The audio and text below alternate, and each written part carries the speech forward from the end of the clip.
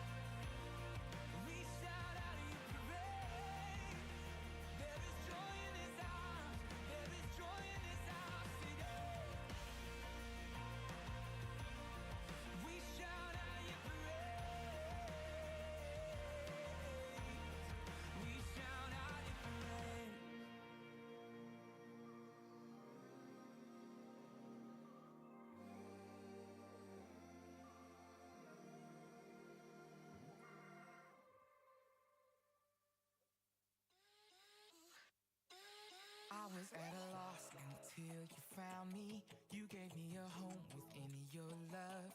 I was running blind until you showed me that life could be this good. I want all my friends to know about you. No matter what it takes, I'll never stop. Everything I am is for your glory. My life's forever yours.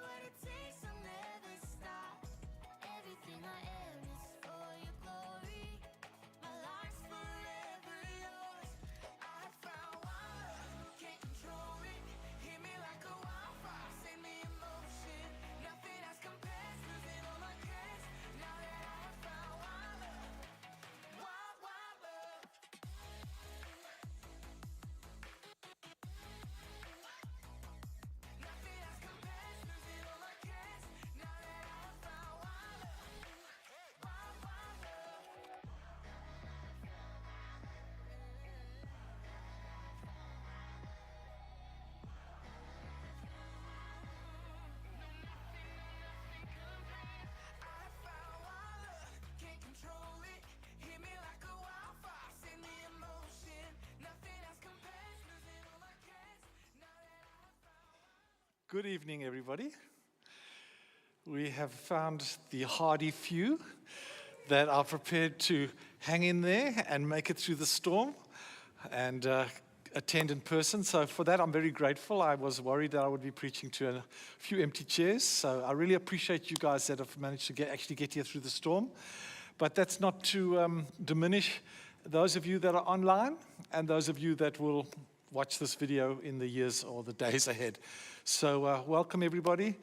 And we're on our 5th week, and we're dealing with the subject of why I'm not an atheist. Another Christian. Hello, Kent. So today, I just want to talk about a few things before I get into the subject. This was a tough course to prepare, really tough. And it's not a traditional Bible study course. This is the one course of the 6 that's not really a Bible study per se. It's around apologetics, defending the faith. And but I think I needed to do at least one video on defending the faith because that's kind of what I do. And I think that people will watch this series and this might help somebody. Before I do that, I just wanted to wonder what just happened there. There we go. I wanted to backtrack slightly. I spoke a couple of weeks ago, I think it was about prayer meditation. I think that was last week. And a lot of people are obviously interested in prayer and particularly in the meditation aspect. And I didn't cover a lot of it. I did as much as I could. And I mentioned 7 things that I try to do in my quiet time. I try to be faithful to that declaration and meditation and supplication, etc. But I would encourage you, if you're really interested in the subject of getting close to Jesus, how to fall in love with God and that, I follow Eric Gilmore on YouTube. He's also he's quite a famous podcaster, and his specific niche is concentrating on loving Jesus, how to love him, how to experience his presence. He has he does a 2 or 3 minute podcast every day, and he has a number of videos on, and he'll generally share a verse and encourage you. So if you're into that, I just wanted to make a plug for Eric. Okay, so Eric Gilmore, great guy, and he's one of the few. So why I'm not an atheist? There were so many subjects that I wanted to talk about. I mean, I could give you a whole ton of reasons why I'm not an atheist. But I needed to, for the sake of the video, try and narrow it down to sort of the big 3 or 4. And I've tried to stay away from topics that are subjective rather than objective. In other words, try to stay away from something that's not that factual, it's more dependent on the way I am as a person or the way that I feel. So, I mean, I could have spoken about the James Webb Telescope, and I really wanted to. How many people here are familiar with the James Webb? Wow. It's amazing how different we all live in our different worlds. So the James Webb Telescope went up in 2021, the biggest telescope ever made. It's changed the world, as we know. It changed the universe. This particular telescope is so powerful that it can actually look back to the beginning of the universe as it was created. So we're talking about, a long distance. And the reason it can look back that far in time is that light travels at a finite speed. And so the light that's reaching the telescope now is the original light of creation. All right? So looking back in time, however you want to decide how old you think the universe is, typically they would say 13.8 billion years in time is looking back. I'm not a subscriber to that particularly, but nevertheless, the James Webb Telescope has changed the world. One of the things that's really interesting about it is that scientists up until then thought that the universe evolved from hydrogen being converted into helium, being compressed by gravity into stars. The stars then compressed the hydrogen and helium into the elements, the 92 elements. Then the stars basically grew old and exploded and threw the elements out into space. And these elements then were formed into other planets and other stars and supernova, and it goes on and on and on. And they were anticipating that galaxies consisting of trillions of stars would take billions and billions of years to form as you can imagine, from one small event, and it would take billions of years to get to big galaxies. Well, this telescope has proved them all wrong. And I could have told them that, because we know from the Bible that God spoke the galaxies into existence in a moment of time. And so they're looking back, so-called billions of years, and seeing fully formed, mature, old galaxies that aren't supposed to be there. And it's causing big conundrum. And people are having to revise all sorts of things and come up with all sorts of reasons. I wanted to talk about the Shroud of Turin. There's so many new discoveries that have just gone on around the Shroud of Turin and its authenticity. It was debunked some years ago by scientists, and they've done reevaluations and some really exciting stuff around the Shroud of Turin that's really interesting. I wanted to talk about consciousness and free will, but it can be quite a metaphysical, esoteric subject, and it's quite complex, and I could say a lot about consciousness and free will, but I won't be covering that. And then, of course, prophecy and archaeology, and I love archaeology. Some of the new findings that they've recently found in the last few months in Israel, around the city of David, and in Palestine, just amazing stuff that is backing up the scriptures. Some wonderful things, but again, and prophecy. The fact that Israel still exists today as a nation is an amazing thing. And I could go on for hours about Israel and how God's been faithful to Israel. And now, potentially one of the most powerful nations in the world. Who would have thought, after everything they've been through? And yet God promised that in the latter days, he will gather his people back to the homeland. And there's some wonderful things about prophecy. But enough of that. I can't talk about all of that. But what I am going to talk about is some of the most obvious stuff that has really changed and shaped my worldview. And that is design or chance. Now, I'm going to talk very quickly about 4 elements of design that have always been important to me. The first one I'm going to talk about is design in the universe. When we look at the universe, we talk about design in the universe, the anthropic principle, or fine-tuning for life. Then I want to talk a little bit about information, what we call specified complexity. And then design in life, irreducible complexity, and then finally biomimicry, which is design in nature. 4 elements of design. Now you might say, well, why are you talking about design? Well, the reason I want to talk about design is because we all know that design requires a designer. And so if you can see design, you can invariably prove that there must be a designer. And so design is a very important part of my arguments against atheism. So first of all, we understand that if you're going to design something, planning and forecast and design are critical if you want a positive outcome.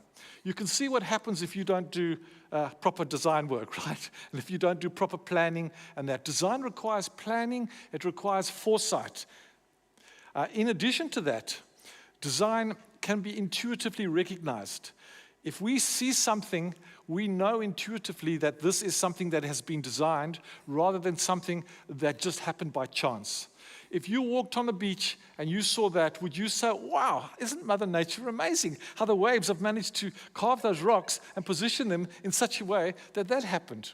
We would know intuitively that has been designed rather than simply created by chance. And why is it that we see that as designed? Well, the reason is because of the placement of the rocks, the shape of the rocks, the place that the rocks are on a beach, the fact that we sort of look at that and we sort of work out the odds of that actually happening purely by chance, and we're like, nah. Also, I mean, that hasn't happened anywhere else. I mean, there's a lot of things that we intuitively understand when we see design. We just know this is something that's designed. One of the reasons we know this is designed is because it has purpose. The purpose there presumably is to provide a bit of entertainment, okay, and that. But we understand design because we see the placement of the thing, we see it's got a purpose, there's a reason for it being there, it has an objective. And so design is really, really important that we understand. So when we look at the universe, we see the Psalm says that the heavens declare the glory of God, and that the skies proclaim the work of his hands. Day after day they pour forth their speech, and night after night they display their knowledge. There is no speech nor language where their voice is not heard. So the Bible makes it very clear that the heavens, the universe, is something that is shouting out the work of his hands.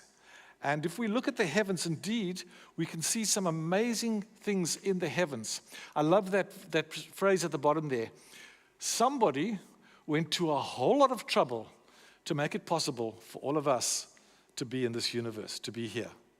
And so the anthropic principle really deals with the subject of how is it possible that the universe is designed in such a way that we are able to live and to be alive in this universe. So one of the things we need to understand, and I'm going to go very quickly through this. I've shortened this down. I normally spend an entire lecture just on this slide. I'm going to just breeze through some of these things so I don't lose you, all right? First of all, the universe has a number of laws that are built into the universe, mathematical laws that we've only recently really come to understand. We all understand there's something about the laws of gravity and Newtonian physics. We understand some of that stuff. But embedded into the very fabric of space and time are a number of laws, and some of these laws are regarded to be physical constants of the universe. And these numbers here represent the maximum deviation, okay, from accepted values that would prevent the universe from even existing. If any of these values weren't the way that they are, the universe just simply would not exist, or no life, no bacteria, no amoeba, no nothing would exist. And the gravitational constant, the ratio of electrons to proton mass, the cosmological constant, all of these are laws that are embedded. Now, I'm not going to go into these in too much detail, but I just want you to try and understand what I mean by the precision of these laws. And I'm not a gambling man, but when you look at these odds, it's a safe bet on God. So if we were to, for example, have a look at that electron to proton mass. I've got a little button here that I can normally push, but I can't find it at the moment. Electron to proton mass. That is 1 in 10 to the power of 37. Now, that doesn't mean anything to you. 1 in 10 to the power of 37. It sounds like a fairly big number. How big is that number? Well, to give you an idea, that particular number, if you were to cover the whole continent of Australia in coins, $2 coins, the whole continent, the whole tutti, as Tasmania included, we'll include them, all right? And you were to cover it all in $2 coins, and you were to just keep on putting coins down, all right, all the way up to the moon, till you reach the moon. That's pretty high, eh? Then you were to do the same thing for 1 billion other Australias, okay? And then you painted one of those coins red, and you blindfolded Kent, and you told him to go out there, lad, and pick it up. See if you can find it. The odds that you would find that red dime are 1 in 10 to the 37.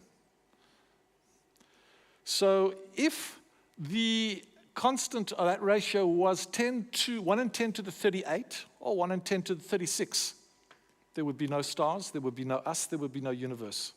It is exactly precisely on that. So another example, just to give you an idea, is the cosmological constant, and I'm just taking some of the bigger ones. The cosmological constant is 10 in power of 120. This is a number that is just extraordinary. The atheists, Richard Dawkins and others, Sam Harris, all of these people, generally will agree that the fine-tuning argument, or this particular argument, particularly the cosmological constant, is the strongest evidence for God that they can think of. If you were to ask them what's the strongest argument for God, they would normally refer you to this argument. The cosmological constant is donated by the Greek letter that is used in this formula here, and what it indicates is the amount of the amount that is preventing, the amount that is working to contract gravity. So gravity is trying to pull everything in. This particular constant is defining the acceleration pushing out. Okay, it almost counteracts gravitational pull. To put it in proper terms, I can say that it's the energy density that causes the expansion of the universe to accelerate. We all know the universe is expanding, and we know that it's accelerating. So this particular constant defines that dark matter that's pushing the universe out against gravity and is making that acceleration. It's described as an anti-gravity effect. this particular constant, if it were off by just one part in a trillion, the universe would expand too quickly, or it would not expand fast enough to form any stars and allowed life to exist. Just to give you an idea how big that constant is, there are only 1 in 10 to the 17 seconds in the history of the universe in 13.8 billion years. That is a number that cannot be moved. You can almost imagine if you had a ruler going from one end of the universe to the other end of the universe, and you had a line on that ruler. It was all divided into millimeters. If you moved that line by a fraction of a millimeter on that entire length of that ruler, the universe would not exist. That's the type of precision we're talking about with this constant. And this is just a couple. I mean, I've listed a ratio of electron to proton mass, gravitational constant, density, expansion rates, cosmological constant, and the list goes on and on and on. And I've just listed some of the constants that are built in, that most of which, any change in them, the universe would either cease to exist, stars couldn't exist, planets couldn't form, suns couldn't ignite, or life could never exist. And our own galaxy is a just right galaxy. You know Goldilocks, where he talks about it was just right, the porridge was not too hot, not too cold? We're in a just right galaxy. There are trillions of galaxies, over 2 trillion galaxies, well over. We're in a just right galaxy. Our distance from other galaxies, our position in the galaxy, that's where we are there. There's the galaxy, there's the center there, and there we are, just between 2 spiral arms, right there. A lot smaller than that pixel, though. That would be our whole solar system. There we are in our galaxy. We're in just the right position in the galaxy with the right distance from other stars. We're not too big, we're not too small. Our shape is a spiral. A spiral is great, elliptical and irregular, like other galaxies, no good. Our orbit is not too near the center of, not too near any black holes, not too near any supernovas, not too near any pulsars. It's very, very fortuitous, inverted commas, that we are where we were. If we were sitting here, we'd be dead. If we'd be sitting there, we wouldn't form. And if we were sitting there, we would have no chance. All right? So life can't just form anywhere. We've got a just right galaxy. We've got a just right solar system. Our solar system, we are just the right distance from the sun. Any nearer the sun, and we'd be burning up. Any further from the sun, we'd be freezing. The color of our sun is just right. We're a yellow dwarf, a yellow star. If we were a red star or we were a blue, we'd be dead. And a lot of them are red stars out there. The mass of our sun, the size of our moon, the protection that we've got from the planet Jupiter. Do you know if Jupiter wasn't there, the Earth would be totally bombarded by asteroids and so forth. We're well protected by Jupiter. The location from the other planets, I could give you many, many, many different things. I've got notes and notes here.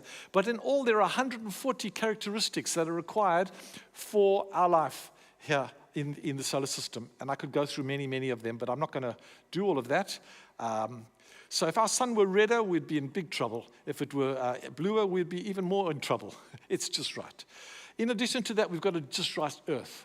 This Earth, you know, people, you've heard of SETI, the search for extraterrestrial intelligence.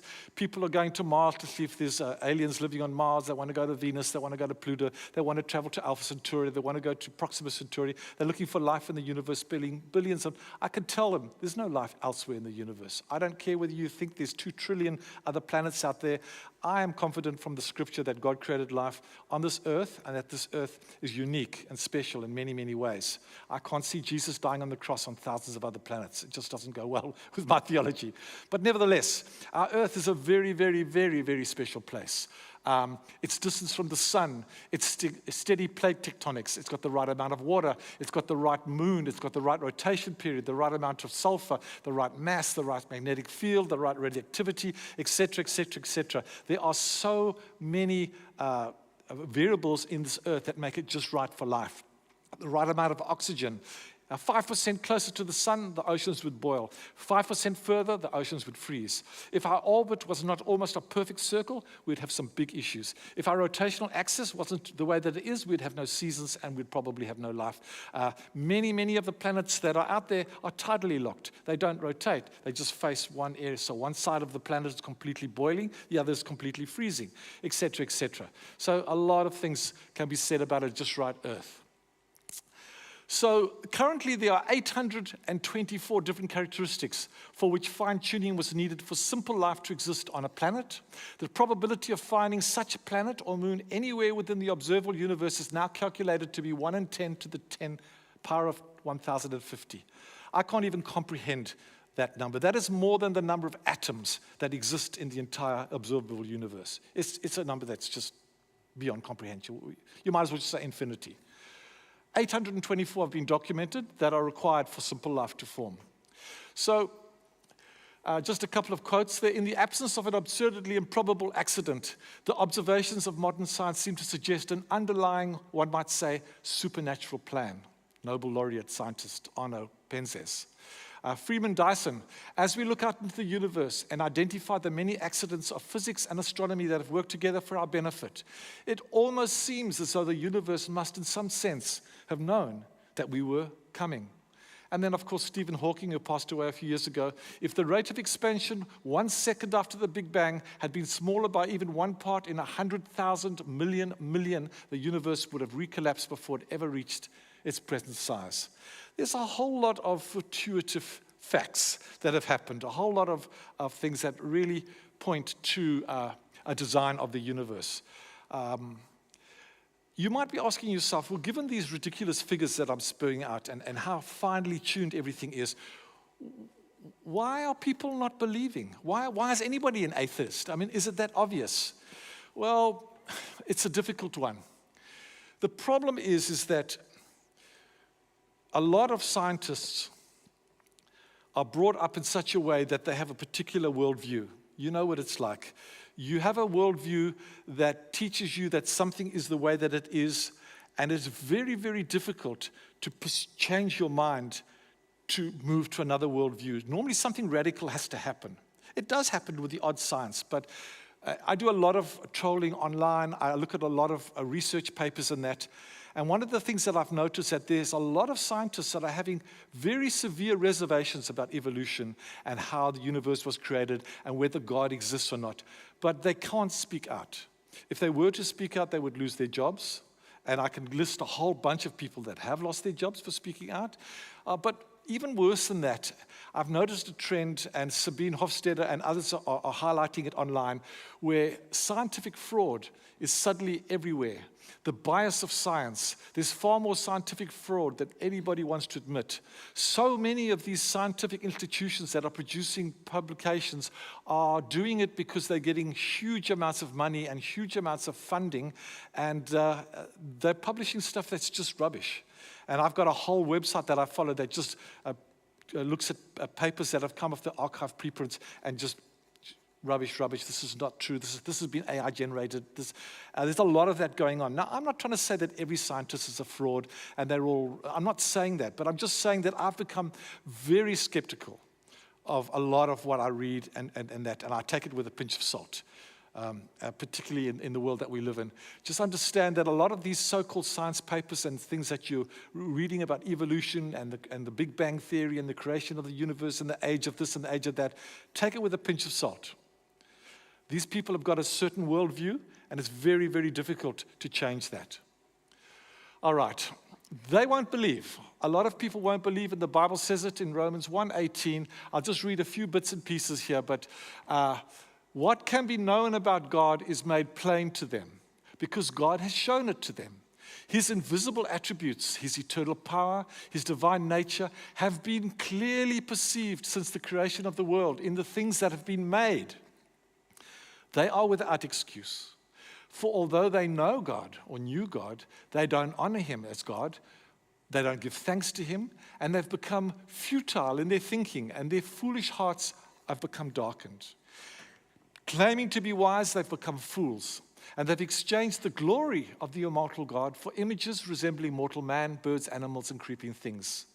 Therefore, God's given them up to the lust of their hearts, to impurity, to dishonoring of their bodies amongst themselves, because they've exchanged the truth about God for a lie, and they've worshipped and served the creature rather than the Creator, who is blessed forever. To understand that God exists requires you to make some decisions and make some choices that sometimes are pretty hard to make. So I just wanted to share that verse. Okay, I'm going to have to start really moving now. I want to talk a little bit about, so that's design in the universe. It was quick, but it's very fine-tuned. The next thing I want to talk about is design and information, specified complexity. Who has measured the waters in the hollow of his hand and marked off the heavens with a span, enclosed the dust of the earth in a measure, and weighed the mountains and scales in a balance? Isaiah 40 verse 12. I get a message from my wife on my phone. It comes through and it says, please pick up the kids ASAP. I love you. So I get that message, and as soon as I see the message on my phone, I know a couple of things about that message. First of all, I know that my phone didn't create the message magically. The phone was not the originator of the message. Non-material things can't create non-material messages. So I know that happened. Secondly, I know that that message came from outside of my phone by something with intelligence. Messages don't get generated by rocks. Debbie, you're intelligent. It comes from an intelligence. Not only that, but I understand that that message has a purpose, and it's directing me to understand it and to do something about it. In other words, it's communicating something to me for me to have an action against. So she could have sent another message instead of that message, and that message could have said, "Colorless green ideas sleep furiously." Why not? Is that a sentence? Yeah, it's a sentence, right? And it's got pretty good syntax. It's got two adjectives, colorless and green. It's got a noun. It's got a verb, and it's got an adverb. What's wrong with it? It doesn't communicate anything because it's lacking what we call semantics. It has no semantics. In other words, the sentence structure is all messed up. The meaning and the interpretation of the words, the signs, the sentence structure is all wrong. So when you're communicating information, it's not enough just to have words, and it's not enough just to have syntax. You need to have semantics as well. And in fact, if you really understand a little bit about information theory, and I don't want to go through to it, for information to mean anything and to achieve its purpose, it needs to have 5 levels. It needs to have pragmatics, a purpose. It needs to have pragmatics, an action, semantics, meaning, syntax, symbols and grammar, and it needs to have statistics, symbols and numbers. So I'm not going to go a lot into information theory. I normally do an entire lecture on that. But the point that I'm trying to make is that for information to be useful, and not to just say colorless green ideas sleep furiously, for information to mean something and to be useful, it has to communicate across all of these 5 levels. All right? So information must be communicated and interpreted in order to be understood. So let's just have a quick look at information. Information is not a property of matter. It is non-material. Information doesn't get generated magically by my phone, okay? It comes from something non-material. For example, if I were to write the word help on the beach did not make that information. The sand did not make the information. We understand that that information has been conveyed from outside of the sand. If I were to give you a CD disc, okay, that's blank, and I were to take the CD disc and fill it up with information, would it weigh any more? Have I added mass to it? What have I added to it? I've added non-material, something intangible that's outside of the physical realm to that. Information is not physical, okay? It's not a property of matter. It's non-material. It's really important that you understand that. Secondly, information requires intelligence to produce it. We all understand when we see a message on our phone that it has been produced by intelligence. Secondly, information requires rules in order to interpret its meaning. So there are rules. If my wife had texted to me in Spanish or in Chinese or in Arabic, I would not have understood it because I don't understand the rules of Arabic. I don't understand the syntax. I don't understand how things work in those languages. We understand that there are rules. And then information requires a medium to store and to communicate it. Those 4 things are really, really important to understand about information. You can't convey information without a medium to store and communicate it. It requires intelligence, it requires rules, and it's not a property of matter, it's non-material. So why am I telling you about all of this? Well, I'm obviously building up to DNA. Who knows what DNA is? The supermolecule that is within virtually every cell of your body. DNA is an amazing molecule. I do not understand that the day that we discovered the existence of DNA, why every single person on earth did not become a believer in God. The DNA, it's like having a phone that just magically appears and everything's there, and I'm saying, no, that just created itself. I mean, DNA is so amazing, so complex. Just to give you an idea, it's comprised of over 3 billion base pairs. 3 billion base pairs across DNA. 2 millionths of a millimeter thick. 2 millionths of a millimeter thick. It's able to repair itself. It can keep information for over 100,000 years. Scientists are looking at using DNA to do long-term storage at the moment. It minimizes the effect of copying errors. It self-corrects itself. It has a replication precision of 1 error per 10 billion letters. How many typists do you think could make 1 error in 10 billion? That's a pretty good rate. It codes for over 100 trillion messages per second are taking place in your cells. 100 trillion messages per second. 2.75 meters of DNA are coiled into each of your body's 100 trillion cells. If your DNA was unraveled and placed end to end, it would stretch from the sun and back 600 times in every single one of your DNA. 1.8 zettabytes in 1 gram of data in a DNA. A zettabyte is a lot of data. Okay, I don't think you've got a hard drive that size. In 1 gram of DNA, a few grams can hold every single piece of information in the entire world in a couple of grams of DNA. It's an amazing, amazing thing. So let's just talk about DNA quickly and the reason that I'm building up to information and DNA. The central dogma of molecular biology is this. I've tried to really keep this simple. I've left out a lot of stuff, so forgive me, it's big, broad strokes. DNA contains digital code, and we can see that it consists of letters C, G, T, and A. C's go with G's, A go with T's.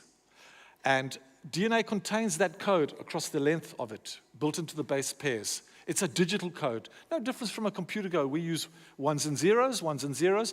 DNA uses 4 letters. DNA is copied through a process called transcription, mRNA transcription, and they make a copy of the DNA. And that transcription through a process called translation gets converted into amino acids. Who's heard of amino acids? I think we all heard of amino acids. So essentially DNA gets read, duplicated, and converted into amino acids. The amino acids then get folded into 3-dimensional folds that we know as proteins. Who knows what proteins are? So that is the central dogma of molecular biology. DNA transcribed into amino acids, translated into proteins. And the amino acids are formed into chains, and each of these amino acids are linked together by what bonds we call peptide bonds. Now, the reason I'm telling you all this information, I'm getting there, you've been very patient. The reason that we have these amino acid chains is that these long chains then get folded up into a protein. Now, I want to just share a short little video with you, and then I want to talk about why this is so important. All right, are we good? Let me just get there. The innermost workings of how a simple code is turned into flesh and blood. How DNA makes protein. This is actual footage. With a bundle of factors assembling at the start of a gene. It's these that trigger the first phase of the process, reading off the information that will be needed to make the protein. The gene is the length of DNA stretching away to the left.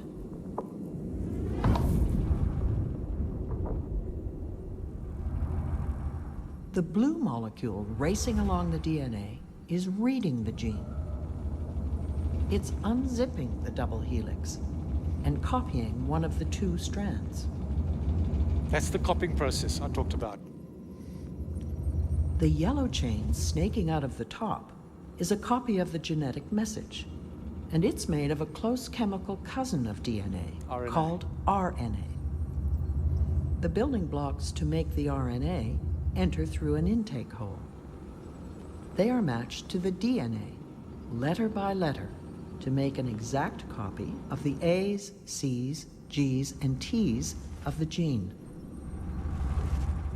The only difference is that in the RNA copy, the letter T is replaced with a closely related nucleic acid known as U. When the RNA copy is complete, it snakes away from the nucleus and into the outer part of the cell. Then, in a dazzling display of choreography, all the components of another molecular machine lock together around the RNA to form a miniature factory called a ribosome. It translates the genetic information in the RNA into a string of amino acids that will become a protein. Special transfer molecules, the green triangles, bring each amino acid to the ribosome. The amino acids are the small red tips attached to the transfer molecules. There are different transfer molecules for each of the 20 amino acids. They all carry a specific 3-letter code that will be read by the machine. Now we come to the heart of the process. Inside the ribosome, the RNA is pulled through like a tape. The code for each amino acid is read off, 3 letters at a time, and matched to 3 corresponding letters on the transfer molecule. When the right transfer molecule plugs in, the amino acid it carries is added to the growing protein chain. And after a few seconds, the assembled protein starts to emerge from the ribosome. Ribosomes can make any kind of protein. It just depends what genetic message you feed in on the RNA. In this case, the end product is hemoglobin. The cells in our bone marrow churn out 100 trillion molecules of it per second. 100 trillion per second is going on in your little cells like that. Those are molecular machines. Those are actual machines that are actually grabbing, moving. I find that absolutely fascinating. And people think that just happened by itself. So you can see the DNA code gets translated into RNA code and then into an amino acid chain. And these amino acid chains are converted into 3-letter codons. And they make your different amino acids, lysine, valine, all the different glycosine. You'll be familiar with some of those names that are there. So that's how the amino acids are actually formed. Now, the important thing to understand, and what I'm actually building up to as quickly as I can, there are around 500 amino acids in nature that can be generated. But only 20 of those amino acids are actually coded for in your DNA. So your DNA can't make all the others. It can make only 20 of those. Well, actually 22 if you can't stop and start, but let's forget about that. 20 amino acids are created by your code in your DNA in that process that we just saw. That DNA is copied, and you can see that it consists of a whole bunch of letters. These letters all string together to form a long strings of amino acids. Now, the problem is that if one of those letters is wrong, if a C is a T, or a T is a U, whatever it happens to be, the whole thing that normally happens is that you end up with a mutation. And overwhelmingly, mutations tend to be harmful. Progeria, bubble boy syndrome, deformities, all caused by letters that are just slightly out of sequence. Aren't you glad that DNA copies so accurately? A lot of mutations are washed over or don't result in a final effect because of the way that DNA has got contingency and self-correction and so forth. God is planned for all of that. But the point that I'm trying to make is that when DNA makes a copy and that copy gets turned into amino acids, and those amino acids start then getting turned into proteins, if those chains of amino acids are not perfect, the protein folds incorrectly and you end up with some serious issues. So let's talk about combinatorials. That's a four-letter dial there. The dial is interesting. We all know these combination dials. If you were to take, if you wanted to get 4 sevens on that dial, what are the odds of that happening?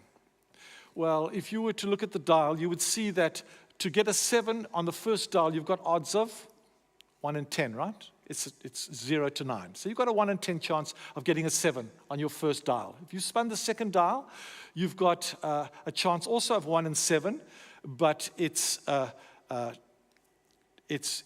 in 10 of 7, but it's 1 in 10 times 10 because it's the second dial. All right? So you would say that your first dial is 1 in 10. The second one is 1 in 10 times 10. The third one would be 1 in 10 times 10 times 10. And the fourth would be 1 in 10 times 10 times 10 times 10. Which means in order to get 4 sevens, your odds of getting them are 1 in 10,000. So that's why it takes you a while to break some of those combinations. You've got a 1 in 10,000 chance of getting 4 sevens there. But that's only 4 dials, and that's only 0 to 9. What happens if you had a bigger dial, like that one there? How long do you think that would take you to get things going? So you've got your various chances there. So a modest chain of amino acids is not 4 dials. A small amino acid is about 150 dials, a modest one. Amino acids can be many thousands of chains. Polypeptide chains can be very, very long. But a small one of 150 amino acids, if we were to try and work out how many different combinations can we get with 150 amino acids on each of these sites. So you would have to do a little bit of calculation, but basically we're saying that each site has got an option of 20. So on your wheel, you've got an option of 20, and there's 150 wheels, each with 20. How would you work that out? So what you would do is how many combinations will 150 sites produce? Well, site number 1 would be a 1 in 20 chance if you spun the wheel, right? You've got 20 amino acids. Site number 2 would be 20 times 20, which will give me 1 in 400. 1 in 20 times 20 times 20 will give me 160,000 for the third wheel. By the time we got to 150 wheels spinning, in order to get 20 amino acids, it would give us 1 in 10 to the 195 possible combinations that are there. With that 20 amino acids, you can get 1 in 10 to the 195. So we need to, though, ask ourselves, we've got a massive number of combinations, but how many of these combinations are actually going to do something? All right, how many of these combinations are going to actually be able to be used to make a protein that we could actually do something with? Well, the answer to that is 1 in 10 to the 74 of all of those. How many of the peptide bonds will be correct? So remember I said that each amino acid is linked together by a peptide bond. Well, the peptide bond has got a 1 in 2 chance of being correct. That's 1 in 10 to the 45 across 150 sites. And then the amino acids themselves can be left-handed or right-handed. So that also gives you only left-handed amino acids can be used to make a protein, not right-handed. If you have a whole chain of amino acids and one of them is right-handed, the whole chain, useless. They all have to be left-handed. God's left-handed. How cool is that? So am I. Okay? So only left-handed amino acids can be used to build proteins. That also gives you a 1 in 10 to the 45 chance. So with a small chain of 150 amino acids, to get that so that you would be able to build a functional protein by chance alone, it would be 1 in 10 to the 74 plus 1 in 10 to the 45 by 1 in 10 to the 45, which gives you 1 in 10 to the 164th power. That's your chance of getting a working protein out of a chain of 150 amino acids. That is an incomprehensible number. The number of elementary particles in the entire universe is only 1 in 10 to the 80. In 13.8 billion years is only 1 in 10 to the 16 seconds. Events since the beginning of time is only 1 in 10 to the 139. That is an incomprehensible number. For all intents and purposes, it's infinity. I thought that was really interesting. The information enigma then. Experience tells us that information only comes from intelligence. Interpreting information requires understanding of its rules. Useful information is not created by random changes, like evolution teaches you. No existing formal language can tolerate random changes in its symbol sequence which expresses its sentences, as doing so destroys its meaning. My son-in-law is currently doing programming in Python and C++ and whatever else he's doing. And I see him sitting on his computer with this really complicated set of code that he's got, the lines and lines of it. And he was having a problem the other day trying to solve something, and I suggested to him, why don't you just put your cursor there and just start hitting the keyboard like this? Pretty confident that that will fix the problem. Well, for some reason, he didn't believe me and didn't do it, which I was quite offended about. But apparently, random changes to code doesn't work very well. And we know that. Random chances are proven to always generate gibberish. Or gibberish? Was that gibberish? All right. Quickly moving on, because time's going by. Design in life. Design in life, irreducible complexity. What are we talking about here? When you look at things like I've been showing you, that process where the DNA is read, and then it's copied, and then it's transcribed, and then it's translated, and et cetera, and then it's folded, and you saw those different machines that are coming in. Can you believe how trillions of those are in your body right now? That you understand that there's a sequence of events that are happening. And you understand that for that sequence of events to go from a DNA all the way through to a protein, that all along the line, if something stopped working or was missing, the whole chain would break down. In other words, when we talk about irreducible complexity, as you say, if you've got something that's fairly complicated, irreducible complexity means you can't make it any simpler than it already is. That is the bare minimum that you need in order for it to actually function. And we tend to use this as an example. Here's a mousetrap. And we say that generally speaking, this mousetrap is irreducibly complex. If you were to remove any part of the mousetrap, it would cease to do what it's designed to do, i.e. catch a mouse. If you took away the spring, what would happen? It would not work. If you took away the holding bar, or the catch, or the hammer, or the bait, or the trigger, or the base, essentially, we need all of those things to be there in order for it to catch a mouse. You can't take any of them away, but more than that, all of them have to be there at the same time and working together, integrated properly in order for it to catch a mouse. So how can we apply this then to our bodies? Well, have a look at a simple cell. When our friend Dawkins decided that he was going to come up with evolution and all the rest of it, he thought a simple cell was just that, a bit of goo and a bit more goo, and you kind of had some goo and that was it. They couldn't look at cells. They had no idea. With our modern electron microscopes and so forth, we've looked at cells in unprecedented detail. I normally show a video of it. A cell is an entire city. It is that complicated. It has a cell wall that protects and prevents enemies and filters out stuff. It has doors in the wall that monitor what comes in and what goes out and keeps track of that. It has defense mechanisms to destroy invaders. It has traffic systems with rules.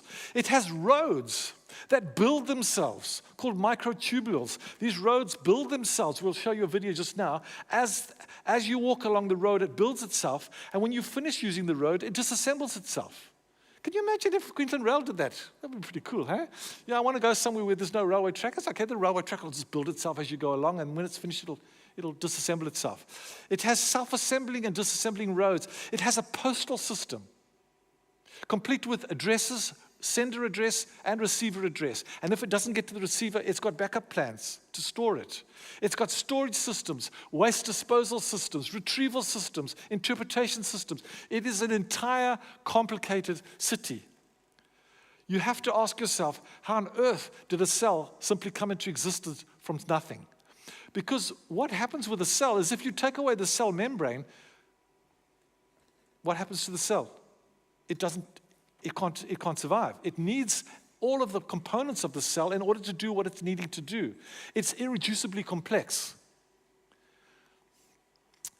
The bacteria, I can show you videos of it, but I'm not going to, but the bacteria have a tail in the bacteria here called a flagella. This thing here is a motor, that there, a complete motor with all of the components of the motor. You can see there, it's got the L rings, the rods, the C rings. This is an actual microscopic photograph of a flagella, and that's a breakdown of it for you. It's an amazing little device. Again, if any part of that was missing, the bacteria wouldn't be able to exist. It all has to come into existence at the same time, and it's irreducibly complex. The same is true of something called ATP synthase. Again, this is an actual electron microscope photograph of an ATP synthase. This is in every single cell of your body. It's what powers your life. It produces energy. It's the most efficient motor ever created. It's 100% efficient, and it runs on protons. It's an amazing device. But again, I don't have time to go into any of that. The other one that I wanted to show you is called kinesin. It's a molecular motor. We talked about proteins being produced just now from amino acids, which is read from the code in the DNA, right? How do these proteins get around your body? Have you ever thought about that? Do you think it's got to move around your body somehow? How does a particular protein know to go to a particular area of your body? How does this protein know that it's needed there? How does that all work? Well, kinesin actually is what moves. You have got trillions of these in every one of your cell. They walk along, and this is actual, when I say actual footage, it's not the actual footage as a microscope's taken it, but it's an accurate simulation of what's actually happening in every cell of your body. Have a look at this one.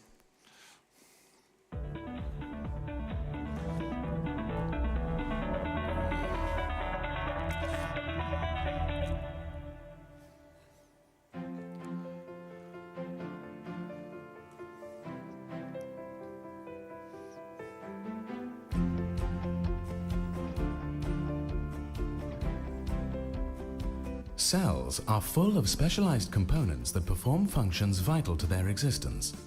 But how do these components get to the right locations inside the cell to perform their functions? For larger components, a transportation system is needed. Meet the kinesin. Masterpieces of microengineering, kinesins are miniature motorized machines that carry cargo from one part of the cell to another, walking along self-assembling highways called microtubules. Known as the workhorses of the cell, kinesins have 2 feet, or globular heads, that literally walk 1 foot over another along the microtubule, pulling their cargo to its destination. Each foot possesses 2 special locations called binding sites that interact with other molecules. One site attaches to the microtubule and the other binds with ATP, the energy molecule of the cell. When one foot binds with ATP and uses its energy, the foot flips over, resulting in the walking motion. Each foot has a short neck which is connected to a strand of a long coiled stalk. At the end of the stalk is a fan-shaped tail which holds tightly to the cargo being transported. Kinesins can carry cargo that are many times their own size. Sometimes a kinesin is in danger of getting stuck on the microtubule highway because of blockages caused by other cellular components. To get around such obstacles, multiple motor proteins may be used to carry a single piece of cargo, together providing enough force to break free. Kinesins typically walk away from the center of the cell and toward the cell's periphery. The kinesin's 2 feet work together efficiently, with 1 foot holding fast to the microtubule, while the other releases itself and takes a step forward. This coordinated stepwise movement allows kinesin motors to walk as many as 100 steps per second, moving about 8 nanometers with each step.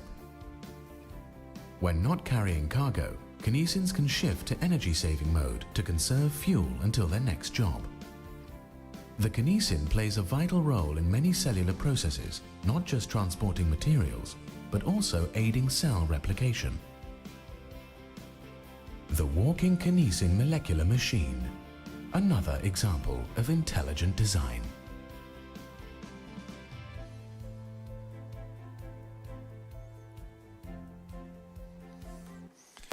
Don't you find that absolutely amazing?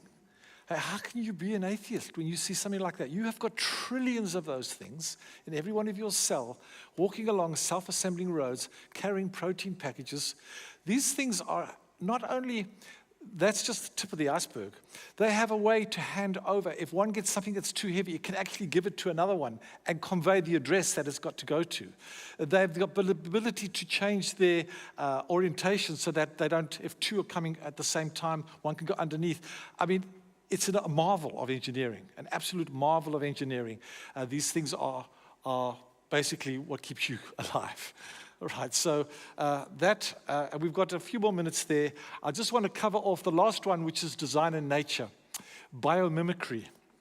By him all things are created in heaven and earth, visible and invisible, whether thrones or dominions or rulers or authorities. All things were created through him and for him, and he's before all things, and in him all things hold together. What is biomimicry? Biomimicry is an innovation inspired by nature. Engineers, architects, and other innovators are nature's apprentices. They are driven by the question, what if every time I started to invent something, I asked the question, how would nature solve this? When you are wanting to learn something, you would generally go to something or somebody that knows the job better than you do. So if I wanted to know about pottery, I would go to a pottery person. I wanted to play guitar, I go to someone who can play the guitar. You go to someone, you're the putty one, right? And they're the one who's going to teach you. Well, when I find thousands of intelligent scientists around the world that don't even believe in God, going to Mother Nature to try and work out how to do things better, it speaks volumes. It speaks volumes. And so there's whole departments using nature. And so here's some examples that I'll just quickly go through. The giraffe's neck. They noticed that when a baby giraffe would be born, or a big giraffe, the giraffe can put its head down, drink from the water, and then lift its head up. Now, if you had to do that, if you were that tall, what would happen to you? You would invariably just lose consciousness, right? Because your blood is basically, as you stand up from that height, rushes from your head back down, and you, whoa, and you fall. Well, they were wondering why giraffes didn't just fall over. You know, how come the giraffes are able to drink water and not fall over? So they did a bit of a study, and they found out that they've got a special lower body negative pressure device called an LBNP, which works like a vacuum cleaner to apply negative pressure over the lower body. So what that does is it actually causes the negative pressure to not affect the giraffe. And they're actually using that now in suits for astronauts and for pilots that are doing high gravity turns and that, so that their blood pressure is controlled. So there's a good example. Another one is the woodpecker. They noticed that woodpeckers are able to smash their heads fairly hard against trees, and they were wondering why on earth they don't scramble their brains. I mean, how on earth is a woodpecker able to do that and take that type of G-forces without getting a massive headache? And they actually been studying it, and they've discovered that the woodpecker's beak is separated from its skull by a special flexible spongy cartilage that serves as a special shock absorber. They've actually studied that, and they're now building that into helmets so that you fall off your bike, you'll have the woodpecker effect when you hit the road. So there's another example of that. Shark skin-inspired swimsuits. They studied how a shark can move through the water so efficiently without causing ripples and can go so fast. And they actually worked out that it's got special dermal denticles, little skin teeth. And they actually started designing swimsuits. The swimsuits proved to be so effective they actually had to ban them at the Olympics. So shark skin swimsuits. There's a ton of other things. Eco-friendly waterproofing for paper, from the waterproofing on swans and ducks' feathers.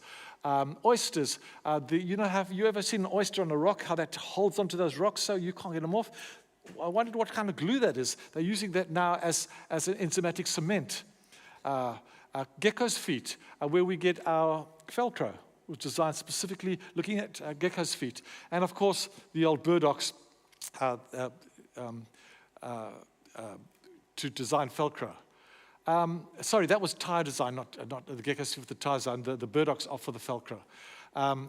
In addition to that, in finishing in the last couple of minutes, I wanted to something that I just find amazingly beautiful and it's always impressed me in terms of my journey with God. Here we have an example of a moth. I can't even begin to pronounce the name of this thing, Macrocelix malia. This particular moth has mimicked on its wings the two flies that are feasting on bird droppings. You've got to ask yourself, how on earth is a painting of two flies drinking or eating bird droppings able to be painted onto the wings of a moth by accident? If I were to show you, if I were to take you to one of the cathedrals in Rome and show you Michelangelo's paintings on the ceilings, and I said, isn't it amazing, what the dust and the wind managed to generate up there over these years? You would laugh at me, right? Here we have artwork on the wings. That's the real fly, by the way. I just put one there so you could see the resemblance. So scaring away predators. Here's a master of disguise. I normally show a video with this, but this moth can make itself look exactly like a leaf. Artwork genetically encoded into the wings of living creatures is for a purpose, right? Would you say that artwork has a purpose?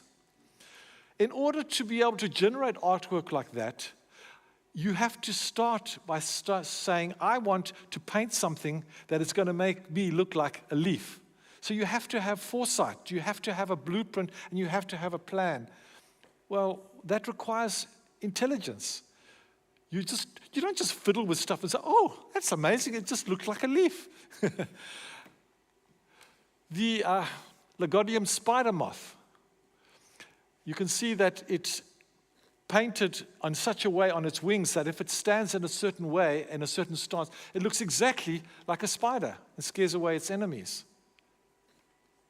And of course, the actual image here on the wings of fruit flies, they've got encoded onto their wings exact images of ants that confuse and frighten their enemies.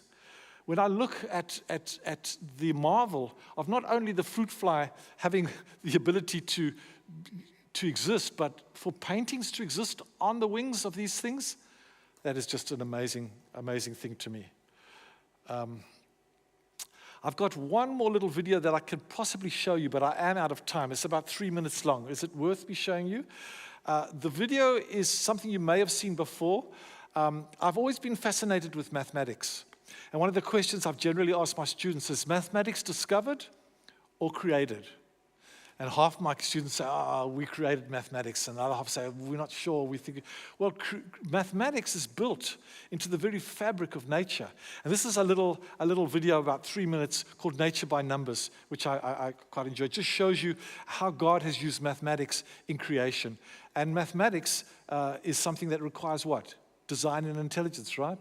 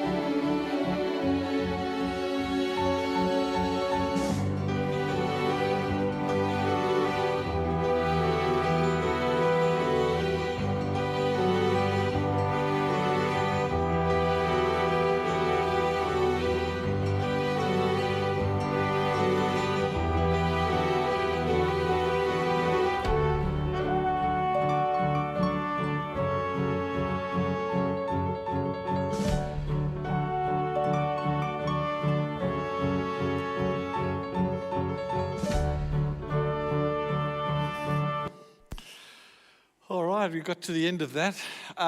Just quickly in closing, I've had quite a few people just get hold of me, asking me questions about some of the stuff that I've been teaching and bits and pieces. Next week, I'll put my email address up so you can actually communicate with me, however you want to, and then I can respond to you in a way. Quite a few people have asked me, particularly about the lecture that I had on security of your salvation, questions in that, and I'm happy to respond to them. I just wanted to just finish off by saying that when you read a portion of the Bible, we're talking about hermeneutics, how to understand what's written. Understand the Bible is thousands of years old, written by a totally different culture, in a totally different language, with totally separate customs. It's not that easy to just understand what they're always trying to convey. When you read a portion of Scripture that seems to disagree with other portions of Scripture, the Bible doesn't contradict itself. There's always a reason for that. My attitude is, if you see 800 verses that talk about something, and you see 5 verses that seem to contradict it, stay with the 500 verses and see if you can work those other verses out. In particular, Paul had a really interesting way of writing. When you've got a verse from Paul, particularly concerning salvation, a lot of people have questioned, are you secure in your salvation? Can you lose your salvation? How are we saved? The Bible's very clear in Acts chapter 16, verse 30. Sirs, what must I do to be saved? Believe on the Lord Jesus Christ, and you shall be saved. It couldn't be more clear than that. There's no, what is he saying? So when you see other verses that seem to contradict salvation by faith alone, I want you to just ask yourself 2 questions. Who's been addressed? Is Paul talking to Jews, or is he talking to Gentiles? Is he talking to believers, or is he talking to unbelievers? Is he talking to carnal Christians that are struggling, or is he talking to saints that are doing well? Is he talking to a local church, or is he talking to a city or a nation? All of those things are very important for you to understand. The second question you need to ask is not only who is he addressing, but what subject is being discussed. Ask yourself the question, is Paul talking here about salvation, or is he talking about reward? Is Paul talking about the fleshly man, or is he talking about the spirit man, the new man? Is Paul talking, Paul has an interesting habit of setting up what we call a straw man argument. He'll propose an argument, he'll build up this whole argument, which is false. And then he'll build up another argument, which is also false. And then he will show you that both those arguments are actually rubbish, and he will show you to use that to illustrate the truth that he's trying to bring out. He plays the devil's advocate. He does it often. We see that in several chapters of Galatians and that, where he'll propose something and then he'll propose something else, and then he'll show they are actually both false. The unrighteous aren't going to make it. The righteous aren't going to make it. The faithful are going to make it. And so he tells us, so you need to look at all of these types of things. But you're welcome to contact me. I'll do my best to answer a lot of those questions for you as best I can. Thank you for your time this evening. I know that was pretty quick and it was a lot to absorb. I hope that it meant something to you. But the design of the universe, the design of our molecular machinery within us, the fact that information has to come from an intelligence, and the fact that we're using nature to try and teach us how to make things better. All of those things are strong arguments for me that there is design in the universe, there's design in us, there's design in information, therefore there's a designer, and that's God. Amen. Thanks.